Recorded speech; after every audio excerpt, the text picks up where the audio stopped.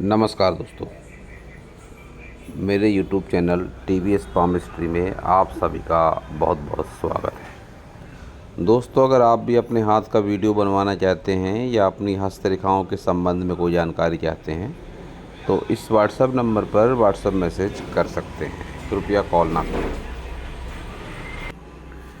ये जो हाथ देख रहे हैं आप इस समय, यह एक फीमेल स्टूडेंट का हाथ है जिनकी आयु 16 वर्ष के आसपास की है। इनके हाथ को देखकर आज हम जानने का प्रयास करेंगे कि हस्तरेखा विज्ञान इनकी हस्तरेखाओं के बारे में क्या क्या कहता है। तो इनकी हथेली के साइज से शुरू करते हैं। एक रेक्टेंगल हैंड है ये।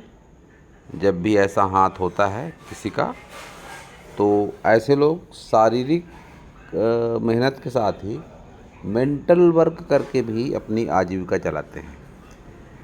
तो अब यह स्टूडेंट हैं, फीमेल हैं, तो जॉब वगैरह में इनका इंटरेस्ट ज़्यादा रहेगा। जॉब छोटी हो बड़ी हो वह एक अलग मैटर है, लेकिन जब भी ऐसा हाथ होता है किसी का तो फिर ऐसे लोग जॉब ही ज़्यादा करते हैं।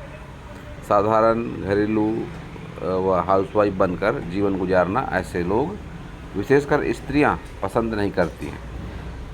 इनसे आप घर में रह के घरेलू काम करके जीवन यापन करने की उम्मीद आप नहीं कर सकते हैं। इनकी सभी उंगलियों को देखते हैं तो सबसे पहले बुध फिंगर देख लेते हैं। बुध फिंगर की लंबाई कम है। जब भी बुध फिंगर की लंबाई कम हो जाती है तो ऐसे लोग थोड़े रेयर नेचर के भी होते हैं। अपनी मन की बातें बहुत जल्दी किसी से शेयर ऐसे लोग नहीं करते। इनकी भावनाओं का फ़ायदा भी ऐसी स्थिति में लोग उठाते हैं। इनका मानसिक शोषण होता है, बहुत बार आर्थिक शोषण होता है, क्योंकि अपने मन की सभी बातें ये नहीं बताते हैं और रिश्तों नातों के प्रति सम्मान भी ये ज़रूर रखते हैं। मिलजुल कर रहने की भी इनकी भावना ज़रूर होती है। सन फिंगर की लंबाई के साथ मोटाई भी अच्छी है। शनि फिंगर की लंबाई मोटाई भी अच्छी है और गुरु फिंगर की लंबाई के साथ मोटाई भी अच्छी है। सिर्फ सन फिंगर और शनि फिंगर के बीच में गैप है जो पिता से थोड़े मतभेदों को बताती है। ऐसा हो सकता है अपने पिता की कई आदतें इनको पसंद ना हो। वैचारिक मतभेद पिता से ऐसे लोगों का ज़रूर होता है। इनके परिवार की ओर से बताया गया है कि इनकी हेल्थ प्रॉब्लम रहती है, इनकी सेहत हमेशा ख़राब रहती है। तो इसके लिए इस हाथ के पूरे स्ट्रक्चर को ही जवाबदार मानता हूँ मैं। जिस तरह के इनके हाथ का कलर है, स्ट्रक्चर है और उंगलियों पर जो रेखाएं चल रही हैं, बहुत अच्छी रेखाएं इनके उंगलियों पर नहीं है। प्रभावशाली रेखाएं नहीं है, खड़ी रेखाएं हल्की होकर चल रही हैं। जब भी उंगलियों पर खड़ी रेखाएं ज़्यादा होती है, इनको स्वास्थ्य से जोड़कर भी देखा जाता है तो ऐसे लोगों का स्वास्थ्य अच्छा रहता है। लेकिन आप देख सकते हैं इनकी किसी भी फिंगर पर उस मजबूती से खड़ी रेखाएं नहीं है। आड़ी रेखाएं दिखाई दे रही हैं काफ़ी संख्या में। ये आड़ी रेखाएं खराब स्वास्थ्य को बताती हैं, खराब मानसिक स्थिति को बताती हैं और बहुत हद तक आत्मविश्वास की कमी को भी ये रेखाएं बताती हैं। इनकी उम्र अभी मात्र 16 या 17 साल की उम्र है। तो ऐसी स्थिति में मैं इनको सलाह दूंगा कि योग, प्राणायाम, ध्यान, ये सब में आप अगर अभी से लग जाएंगी तो आपके हस्तरेखाओं में चमत्कारिक बदलाव होगा और वो चमत्कारिक बदलाव फिर आपके जीवन पर भी लागू होगा। तो बहुत ज़्यादा किसी ज्योतिष उपाय में या किसी पंडित के बताए उपाय में आप ना पड़ें। योग, साधना, प्राणायाम वगैरह करें। आपके हाथ की जो निगेटिविटी है वह काफ़ी हद तक कुछ महीनों के अभ्यास से ही दूर हो जाएगी। कुछ महीनों के अभ्यास से दूर हो जाएगी का मतलब ये नहीं है कि कुछ महीने योगा वगैरह करके आपको छोड़ देना है। इसको आप लंबे समय तक करें, तभी इसके अच्छे बेनिफिट आपको मिलेंगे। अब एक साधारण उपाय है, इस फिंगर का नाखून आप बढ़ा लें और इस पर एक मोती चांदी के छल्ले पर पहन लें। उसका परिणाम आपके जीवन में अच्छा रहेगा। थंब इनका स्ट्रेट है, सीधा थंब, किसी के ऊपर बहुत ज़्यादा विश्वास नहीं करती हैं ये ज़रूर। और बुद्धा आई भी है, तो इसको संतान सुख से जोड़कर देखा जाता है। और 40 वर्ष के बाद वाली आयु रुपए पैसे के हिसाब से ऐसे लोगों की ज़्यादा अच्छी होती है। इनकी बात अवश्य ही घर परिवार में नहीं मानता होगा कोई। बहुत ज़्यादा ऐसे लोगों को प्रयत्न करना पड़ता है अपनी बात सामने वालों को समझाने के लिए, फिर भी कोई इनकी बात अच्छे तरीके से नहीं समझ पाता है। ये भाग बाहर निकला है तो ऐसे लोग चतुर होते हैं, चालाक होते हैं, डिप्लोमेटिक होते हैं, अपना अच्छा बुरा काफ़ी अच्छे तरीके से समझते हैं। वैसे भी जब फिंगर लंबी हो जाती है तो ऐसे लोग सोच समझकर डिसीजन लेने वाले होते हैं। तो इनके साथ भी यही बात होगी कि कोई भी डिसीजन ये जल्दबाजी में नहीं लेती होंगी, सोच समझकर लाइफ का कोई भी डिसीजन ये ज़रूर लेती होंगी। अब इनके सभी माउंट को देखते हैं। तो सबसे पहले बुध माउंट, बुध पर्वत बाहर की ओर दबा हुआ, और रिलेशनशिप लाइन भी बहुत अच्छी नहीं। जब भी इस तरह से डबल रिलेशनशिप लाइन होती है तो इनको दो आत्मीय संबंधों से जोड़कर देखा जाता है। अब ये आत्मीय संबंध इस तरह से जुड़ सकते हैं कि पहले आपका कोई रिश्ता या फ्रेंडशिप होकर टूट जाए और फिर बाद में आपकी मैरिज हो। तो कुल मिलाकर यह दो आत्मीय संबंधों के प्रति लगाव को बताता है। दो रेखाओं का मतलब 2 बार शादी होना नहीं है। ऐसा ज़रूरी नहीं कि 2 बार ही शादी हो। एक रिश्ता टूटकर फिर कुछ अंतराल पर दोबारा से ऐसे लोगों का ब्याह मतलब दोबारा शादी का रिश्ता ऐसे लोगों का जुड़ता है। सन सूर्य पर्वत दबा हुआ, सूर्य पर्वत और सन रेखा भी इस पर सूर्य रेखा जिस तरह से चल रही है, ये मैरिड लाइफ में तनाव का इंडिकेशन है। मैरिड लाइफ में तनाव संभव है इनके जीवन में। वैचारिक मतभेद रहने की संभावना पूरी दिखाई पड़ती है। शनि को देखेंगे तो दबा हुआ शनि ये भी असंतोष वाली भावना लाता है इस तरह का शनि, और रुपए पैसे के लिए भी थोड़ा स्ट्रगल करना पड़ता है। एक फॉर्मेशन इनके हाथ में दिखाई पड़ती है। इस फॉर्मेशन को मैं कह सकता हूँ इनकम्प्लीट गुरु वाला ही कहा जाएगा ये। तो ऐसे लोग थोड़े मूडी भी होते हैं, इनका मूड चेंज होता है। पल में इनका मूड अच्छा होगा, पल में इनका मूड बिगड़ जाएगा। पल में ऐसे लोग खुश होंगे और पल में ऐसे लोग नाराज़ हो जाएंगे। तुनक मिजाज प्रवृत्ति के ऐसे लोग होते हैं। ये बात भी इनके साथ ज़रूर होगी। गुरु जिस तरह का है ये भी निगेटिविटी को बताता है, विशेषकर संबंधों की निगेटिविटी को इस तरह का गुरु माउंट बताता है। पूजा पाठ में भी बहुत ज़्यादा मन ऐसे लोगों का नहीं लगता है। निम्न मंगल भी इनका, जैसा कि इनके परिवार से बताया गया कि सेहत हमेशा ख़राब रहती है इनकी, खराब सेहत का संकेत देता है इनका निम्न मंगल भी, जिसकी निगेटिविटी आयु के 25 वर्ष के आसपास, या ऐसा भी कह सकते हैं 25 वर्ष के अंदर, ये सब बातें इनके साथ में ज़्यादा रहेगी। आगे चलकर स्थितियाँ धीरे धीरे सामान्य होने लगेगी। तो अगर ये योग ध्यान प्राणायाम वगैरह करती हैं तो इस स्थिति से, इस निगेटिव स्थिति से जल्दी बाहर निकल सकती हैं। वैसे चिंता का विषय इसलिए भी नहीं है क्योंकि एक अच्छी खासी संजीवनी रेखा इनके हाथ में चल रही है।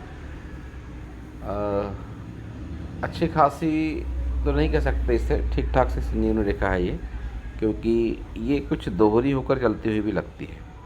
एक सिंगल सीधी संजीवनी रेखा को अच्छा माना जाता है। फिर भी इस बात का इंडिकेशन तो है ही, कुछ भी हो, कैसी भी विपरीत परिस्थितियाँ हो, आप उस विपरीत परिस्थितियों के दुष्प्रभाव से निकल जाएंगी, ये संजीवनी रेखा बताती है। चंद्र पर्वत इनका जिस तरह का है तो, और लकलाइन भी इनकी चंद्र पर्वत से ही है, जो आफ्टर मैरिज तरक्की का संकेत देती है। बहुत ज़्यादा संभावनाएं बनती हैं कि इनके लाइफ पार्टनर दूर के हों। दूर का मतलब इनकी सिटी के बाहर के हों। बहुत बार बाहर का मतलब विदेश भी होता है, लेकिन हमेशा बाहर का मतलब विदेश नहीं होता। बाहर का मतलब बाहर ही होता है। अब वो शहर से बाहर हो सकता है या देश से भी बाहर हो सकता है, लेकिन रहेगा आपका लाइफ पार्टनर दूर का ही। अब इनका वीनस देखते हैं। उभार वीनस का अच्छा है, आकर्षक व्यक्तित्व तो होता है ज़रूर ऐसे लोगों का। इनके व्यक्तित्व के आकर्षण के चलते बहुत बार ऐसे लोगों को सीधे सीधे प्रपोज तक कर देते हैं।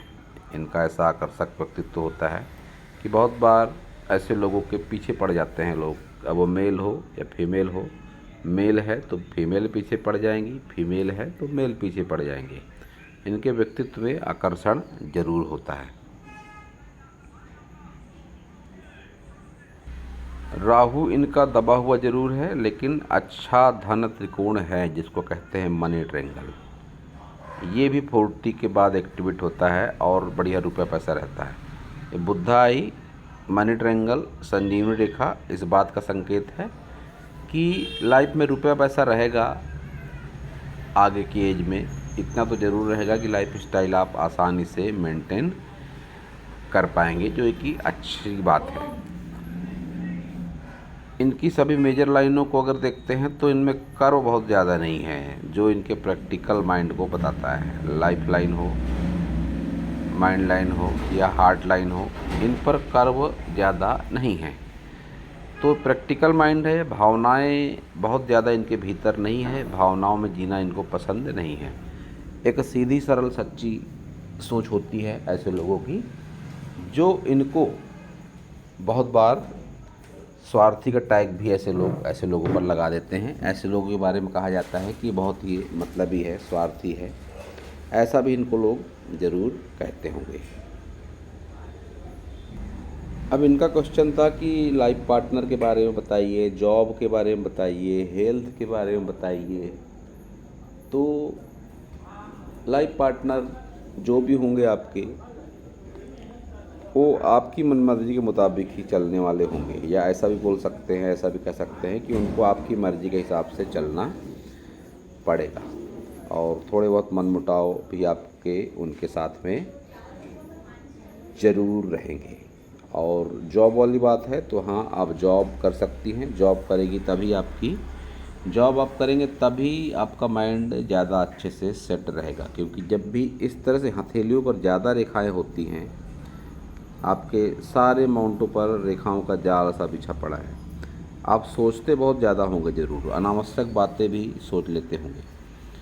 तो घर में रहकर जब ज़्यादा कोई व्यक्ति सोचता है, मेल हो या फीमेल हो, तो फिर बहुत बार ज़्यादा सोचने लगता है, डिप्रेशन में भी चला जाता है ऐसा व्यक्ति। जॉब वगैरह में अगर होता है तो फिर इतना ज़्यादा मौका नहीं मिलता सोचने का, जॉब में मन लगा रहता है। तो आपको भी मैं सलाह दूंगा कि आप जॉब ही करें तो ज़्यादा आपके लिए अच्छा रहेगा। अब आप पूछ सकती हैं कि कौन सी जॉब करना ज़्यादा अच्छा रहेगा। तो आपका मंगल अच्छा है, उभार लिए हुए है, तो आप मशीनों से संबंधित कोई कार्य जो होते हैं, इस तरह का कोई भी कार्य कर सकती हैं। आप किसी फैक्ट्री में जॉब कर सकती हैं जहाँ पर मशीनों वगैरह पे काम किया जाता है। बहुत सी मशीनें आजकल होती हैं, बहुत सी कपड़ा बनाने की मशीनें होती हैं, आप उस तरह की जगह पर भी काम कर सकती हैं। तकनीकी क्षेत्र से जुड़ा हुआ कोई कार्य आप कर सकती हैं। और अगर आपके घर का माहौल अनुकूल है, बाहर वगैरह भी अगर आप जा सकती हैं शिक्षा के लिए या जॉब के लिए, तो ऐसे परिस्थिति में पुलिस वगैरह की जॉब भी उपयुक्त होती है। तो वो जॉब भी आप कर सकती हैं। पुलिस वगैरह में अगर आप जाना चाहें तो उसके लिए भी आपका हाथ अनुकूल है। ये परिस्थिति जब होती है, जैसा कि आप देख रहे हैं डी जैसी फॉर्मेशन बन रही है, ऐसी स्थिति में लाइफ पार्टनर और आपके बीच में यह कुछ न कुछ असमानताओं को बताती है डी फॉर्मेशन। ऐसा हो सकता है कि आपके लाइफ पार्टनर बहुत दूर के हों, या ऐसा भी हो सकता है कि रंग रूप में आप दोनों को लेकर कोई असमानता हो, या ऐसा भी हो सकता है कि उम्र को लेकर आपके बीच में असमानता हो, या तो फिर विचारों का कुछ ना कुछ तालमेल ठीक ठाक से नहीं होता, कुछ ना कुछ इम्बैलेंस आपके और आपके लाइफ पार्टनर के बीच में ज़रूर रहेगा। इस बात का इंडिकेशन है ये डिफॉर्मेशन। अब ये है इनका राइट हैंड। राइट हैंड और लेफ़्ट हैंड में काफ़ी समानताएं हैं। सबसे पहले तो मेजर लाइनों की समानताएं,